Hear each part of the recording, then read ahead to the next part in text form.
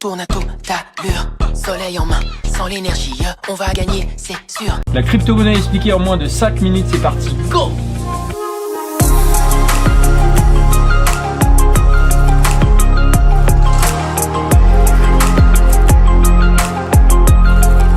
La crypto-monnaie expliquée en moins de 5 minutes, c'est parti, go!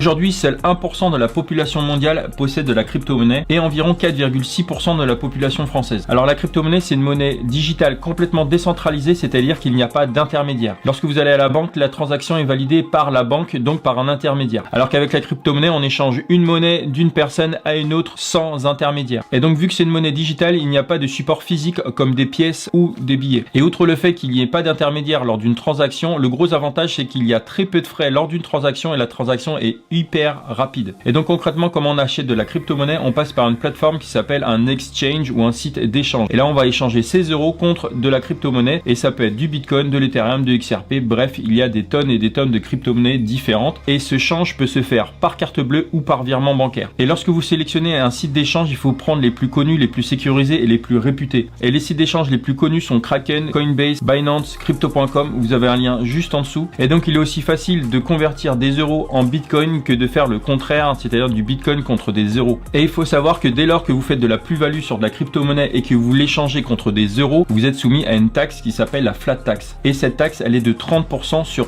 toutes les plus-values que vous allez faire dès lors que vous échangez de la crypto-monnaie contre des euros. Et la valeur de la monnaie dépend de l'offre et de la demande. Et la quantité d'une crypto-monnaie peut être limitée. Prenons l'exemple par exemple du Bitcoin qui va être limité à 21 millions de Bitcoin et pas un de plus. Et c'est cette rareté qui peut faire que le cours d'une crypto-monnaie peut être à la hausse ou à la baisse. Et toutes ces crypto-monnaies sont basées sur le même système qui s'appelle la blockchain, c'est-à-dire la validation des transactions par un système informatique. Et la plus connue des crypto-monnaies, c'est bien sûr le Bitcoin qui a été créé en 2009, mais il existe bien des crypto-monnaies comme l'Ethereum, le XRP, le Litecoin, le Bitcoin Cash, le Chainlink, le Tezos, le Tron, bref, il en existe plus de 5000. Et toutes ces monnaies en dehors du Bitcoin sont appelées des altcoins, c'est-à-dire des monnaies alternatives qui sont basées à peu près et grossièrement sur le même principe que le Bitcoin et qui sont légèrement différentes de cette crypto-monnaie. Et des altcoins, il y en a plus de 5000, il y en a des nouvelles qui sont créées tous les jours et je ne vous recommande pas d'acheter des altcoins qui sont très peu connues et qui sont toutes nouvelles. Vous avez un site qui référence toutes ces crypto-monnaies qui s'appelle CoinMarketCap et souvent les crypto-monnaies qui sont dans le top 20 sont des monnaies qui sont là depuis longtemps, qui sont reconnues et sécurisées. Donc n'allez pas vous égarer avec des altcoins qui sont très peu connues, nouvelles et qui peuvent être des arnaques.